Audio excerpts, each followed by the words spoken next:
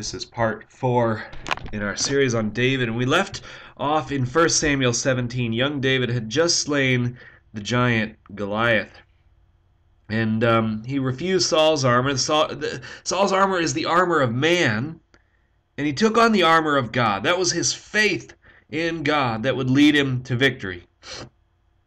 His faith in the God that would lead him to victory. Which is exactly what happened. So in chapter 17, we end with the Philistines seeing this young man, a boy really, saying that his victory was because God was on their side. They saw that the only way that David could have possibly defeated Goliath was through the help of God. And if God could help this little David, then what could he do for the rest of the army? So they were scared and they ran. David decapitated Goliath just as he said he would do, and he took his weapons and he kept them in his tent. David went from being a shepherd to being a national hero. So then Abner, commander of the army, now remember that name, that's going to come up in a couple weeks, he took David to Saul. Then we get to chapter 18. Here David, while he is there to meet Saul, he meets his greatest support, his earthly protector. Jonathan meets David face to face, and in chapter 18:1 it says, Jonathan became one in spirit with David, and he loved him as himself. Verse 3, Jonathan made a covenant with David because he loved him as himself, and then he took off the robe he was wearing, he gave it to David, along with his tunic, and even his sword, and his bow, and his belt. You know, for me and probably many other men, this is very uncomfortable. Especially Western men. You know, in Saudi Arabia, they walk holding hands. In Central Europe, men greet one another with a kiss. That's why I could never go to one of those places. You know that commercial where the two men are fishing and they reach behind themselves and they accidentally touch fingers. That's kind of how I feel about this verse. It's uncomfortable. But if we look at it from a historical and cultural context, it makes a little more sense. Remember Peter at the Last Supper, he was leaning against Jesus. Judas kissed Jesus as a greeting. It was a sign of love and affection, but Judas used it as a sign of betrayal. And the symbolism here was to show how the covenant with David was to be carried out. So this was a symbolic act showing Jonathan's devotion to David. Actually, this act was a common thing in the time of David. We know that this happened in other historical sources. So it's not a strange thing. If you have ever had to read Homer's Iliad or the Odyssey, we read that the characters Glaucus and Diomedes, they exchanged armor to show friendship and allegiance to one another. So this isn't an uncommon thing at the time. This was a highly symbolic thing, but it was a very significant thing. So these things all represented something different, some different part of this covenant. The tunic represented Jonathan's person. In giving it, he said that he would be devoted to David personally. His sword and his bow represented his service and his protection, which he gave to David on many occasions. His robe, now that's probably the most significant one. We know throughout the Bible, including Jesus' crucifixion, that the robe represents your position.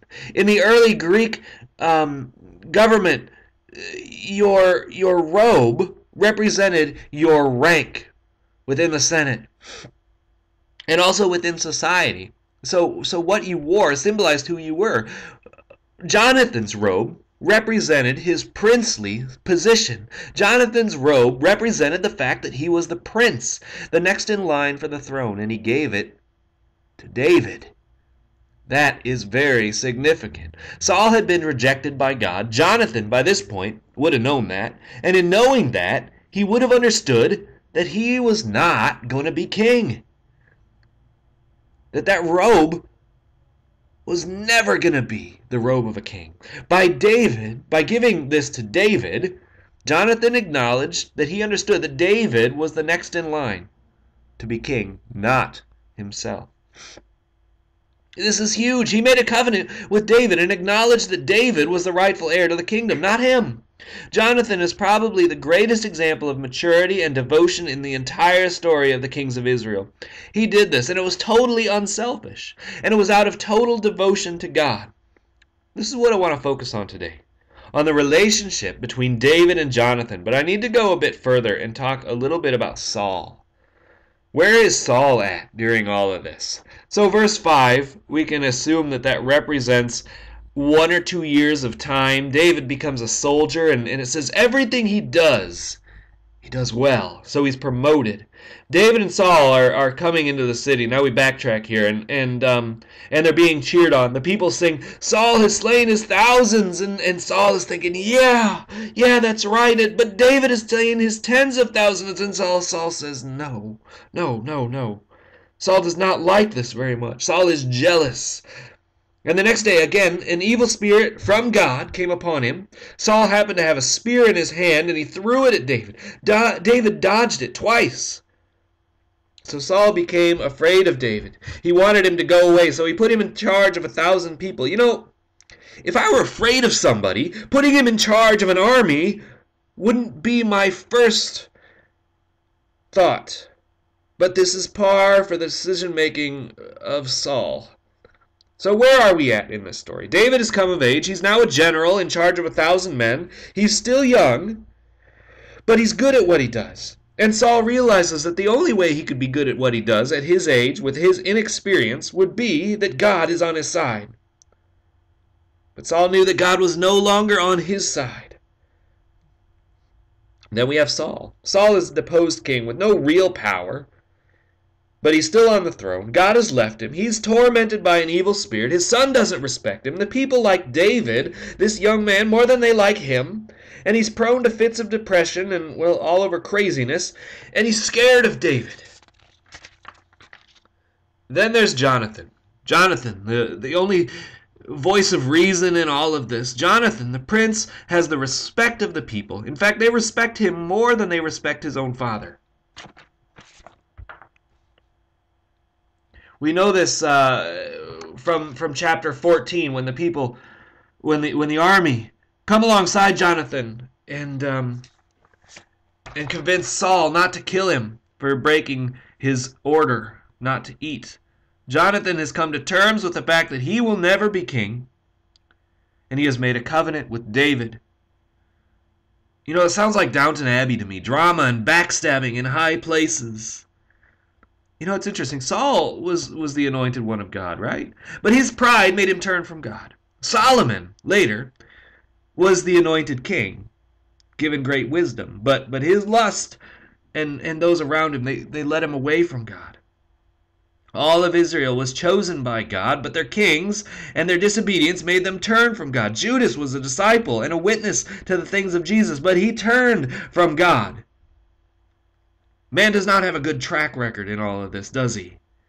So what's to say David would be any different? We have this verse here that says David succeeded in everything he did. The difference was for David, it was David's faith, his utter reliance on God. David has everything against him, and yet he succeeds. God surrounded David with strength because of his faith and his obedience. Part of that strength was Jonathan. By all accounts, Jonathan should be David's worst enemy. Instead, Jonathan loves him as himself. Jonathan gave up his all for David. He gave himself for David.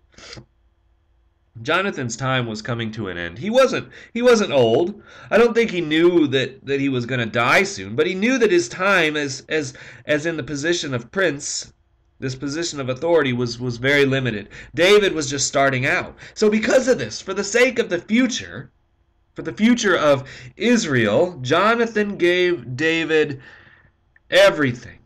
Jonathan's purpose now in life was not his own rule or his own position as prince. It was to make sure that David made it to his position of authority. What an example for us. But it's also very convicting. Do we come close to meeting the mark of maturity that Jonathan has set? Jonathan was a mentor to David. He was totally focused on guiding and keeping David safe, most of the time from his own father. You know, I want to look at what Jonathan did here, because as As for some of us, as parents, as community members, as teachers, as members and friends of this church, as adults, we are called to lead and raise up the next generation. Jonathan gave us good insights into how to do this. Let's look at what Jonathan did here in this symbolic action, in this covenant. Jonathan made a covenant with David, and like all Old Testament covenants, it was sealed with a symbol. You know, that's what circumcision is, right? It's the covenant that God gave to Abraham, and it was sealed with a symbol, and that symbol was circumcision. This symbol was Jonathan giving David his tunic, his weapons, and his robe. That was the symbol of this covenant, the sign and the seal of this covenant. I'm not going to go in order here. But we're going to start with Jonathan giving David his tunic. When Jonathan gave David his tunic, he gave him the shirt off his own back. You ever heard that expression? I think this is where it comes from. I'm not positive, but it sounds right. Jonathan stood there completely vulnerable to David and gave him his tunic, the shirt off his own back. Jonathan gave David his identity. Jonathan shed all those things that made him who he was. And in symbolism, he stripped down, probably just to his linen. In that day, it would have made him look like a person of very low status, a slave. Jonathan was giving David his very identity, the identity of a leader in Israel, saying, this is who I was, and now this is who you are going to be. You know, we live in a society. It's all about self-awareness, self-esteem, self-confidence. We're told, you are who you are, never change, never let anybody tell you who to be. And we see it in the lives of adults who as children are told, don't ever grow up. Don't ever mature. Be who you are. And as children, they never change, and as adults, they never mature. But here's the thing. Around us, the church, in our families, in our social spheres, there are kids looking to us for answers. These kids, preteens and teens, according to psychologist Erik Erikson, they're experiencing a stage called identity versus confusion. Y'all remember being 13 or 14? One day you're a football star, the next day you're a rock star, and the next you're an expert in drama. Yeah, there's identity versus confusion. The problem is that for many adults, these very same adults that these kids are looking to help them find their own identity, many of these adults are still stuck in the phase of trying to understand who they are. According to a study in American Thinker on the decline of maturity among adults, there is many young adults have difficulties finding who they are and accepting their role and identity as adults. This particular study said that among young fathers, the number of young fathers who identified themselves with fatherhood was declining. Instead, more and more were identifying themselves by peer group, by hobby, by interest. For example, if you asked a young father to use certain words to describe themselves, most of them would say things like football player, gamer, partier. Whereas before it was dad, son, worker. They were in this study holding on to the identity of a child, not as an adult. They found that this was pretty evident in the divorce rate and in their ability to parent. Look, if I'm speaking here at this point mostly to young adults, but this is not limited to them. If we can't accept being an adult, how will we train our kids and the kids around us to be good adults? If we can't accept the identity of being a parent, how will the next generation parent? Jonathan identified himself as a prince. Jonathan had an identity of that he accepted as the prince of Israel, God's kingdom. He knew who he was and was mature in who he was. And he accepted who he was and was able to pass that on to David. But look, if we're not able to accept who we are and the roles that God has given us as parents, as adults, as teachers, then we will have no identity to pass on. So next, Jonathan gave David his sword and his bow. What did these things represent? They represented his protection. Jonathan protected David numerous times. So now at this point, I could talk to you about keeping our kids safe on the internet or from strangers or from bullies. That's all part of this. But let's get more basic than that. What's the least we could do for our kids to keep them safe? I believe it would be to keep them alive, right? Sometimes teachers, the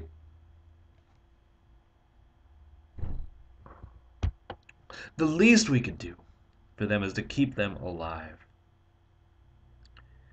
The same is true in keeping them safe spiritually as it is physically. So Romans 6:23, the wages of sin is death, but the gift of God is eternal life. Remember, the least we could do for the next generation is to keep them alive. Most of Jonathan's time is spent in the area of keeping Saul from David. Saul was always trying to trick David into luring him into a place where he would be vulnerable. Jonathan's job was to warn David about Saul's intentions. So should we not also warn our kids and the kids around us about Satan's intentions? To get us caught up into sin, to get us to turn from the God who gives life so that we might fall into death. So Jonathan was watchful for David. In chapters 19 and 20, Jonathan monitors what his father says in order to find out what he intends to do to David. Jonathan monitors the intentions of those around David, particularly Saul. Look, Satan, the father of lies, he wants to lead our kids away from life and into death. He puts death right in front of them on the TV or in video games, saying, hey kids, let's make entertainment of death. He tries to convince our kids to go down the route of Solomon and betraying God for a life of lust, making them think that lust-filled relationships are okay. He shows them magazines and movies that are full of the lie that it is better to be desired as an object than it is to be valued as a person. I hope you realize that when we understand what sin is in the life of our kids in our own lives, we do so from the Bible. We do so from the Bible. I can't say that I'm saying any of this as through my experience as a parent, because I'm limited at this stage. But before I was a pastor, many of you know I worked on the wrong side of Satan's lies, trying to bring kids and young adults back from death and sin. One day I was working with a group of young folks who were about to transition out of detention, and our task was to prepare them, but also to warn them. We never minced words. We never said anything was going to be all right for these kids, because it wasn't. They were going to have to try harder. They were going to have to work harder. We warned them about the statistics and told them that many of them would be back. We warned them as often as we needed to, honestly. But we had to warn them. See, we were sitting there one night watching a video about the effects of marijuana. And one young man who had been introduced to substance before he was even a teenager by his own parents, he had a good deal of difficulty learning and working because of it. I looked over and he was in tears, knowing the difficult road ahead of him. He said, why didn't anybody tell me? Why didn't anybody tell me? Parents, teachers, Sunday school teachers, youth group leaders, adults in general, we got to be willing to talk about sin and its effects to the next generation. We have to talk about sin.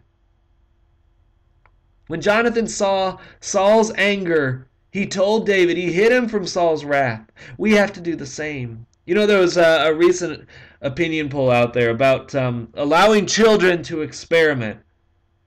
And it was particularly talking about alcohol. It said that 30 to 40% of Australian parents believe that giving their kids alcohol before adulthood will curb alcoholism.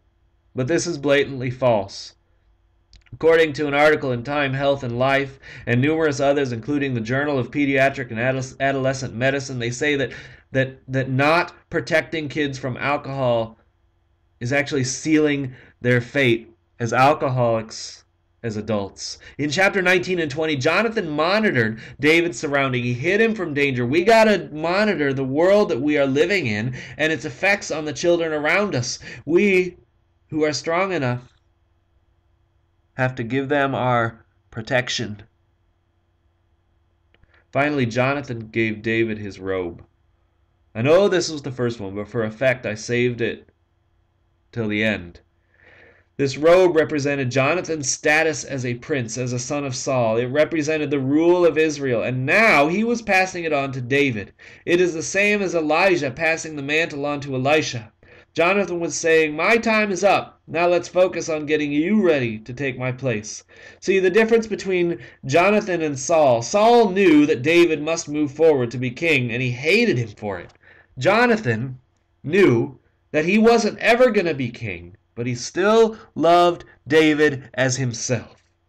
Saul held on to his own court, even though he knew it was going to be taken away from him. He saw this young David as a threat to his court, whereas Jonathan saw David as the only hope for the court of Israel. But Jonathan, the only one in this story who really had any right to hate David, loved and protected David because he realized that the kingdom David was going to inherit was not Jonathan's, not Saul's, not David's, but God's, and David was God's chosen king.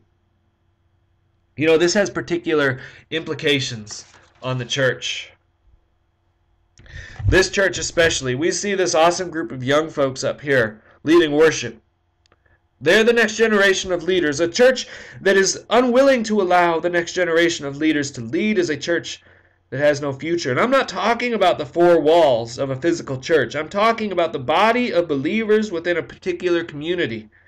You know, 30% of young adults will lose their faith in Jesus Christ. 30% of those raised in the church will lose their faith as young adults. That's after the 50% who lose their faith during high school. This according to Barna. You know, a good many reasons are put forward. One of the most common is that young people don't know their Bible.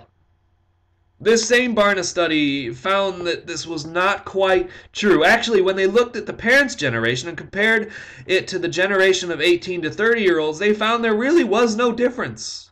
So the current generation knows just as much about their Bible as their parents. That is not good news, let me tell you. The problem is that the study found that 80% were biblically illiterate in both generations. 80% did not read or know their Bible. They're not passing on biblical knowledge, but biblical illiteracy. And as one generation can take Jesus on faith, they can go to church, they can hear Jesus loves me by the pastor, but they have no idea what it means, but they can still accept it.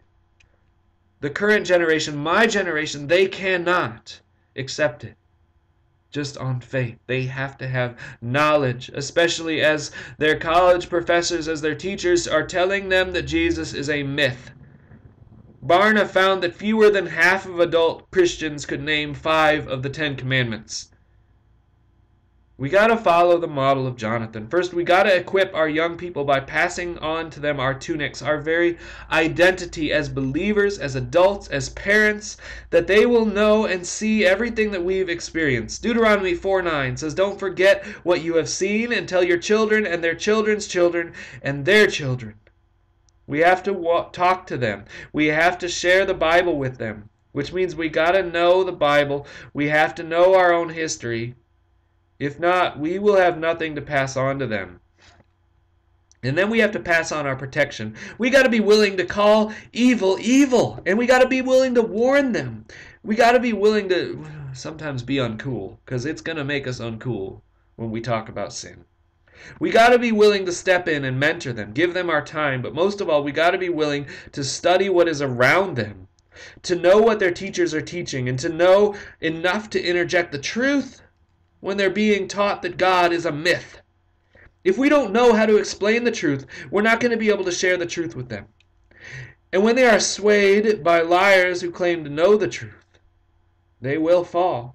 Jonathan protected David from the liar Saul. We got to do the same. And finally, we got to give our robe, our position as the leadership generation of the church, of our families, of our communities. We got to look at these young folks as the next generation of leaders. If we're not passing on knowledge, if we're not protecting them, what kind of leaders will we have, if any?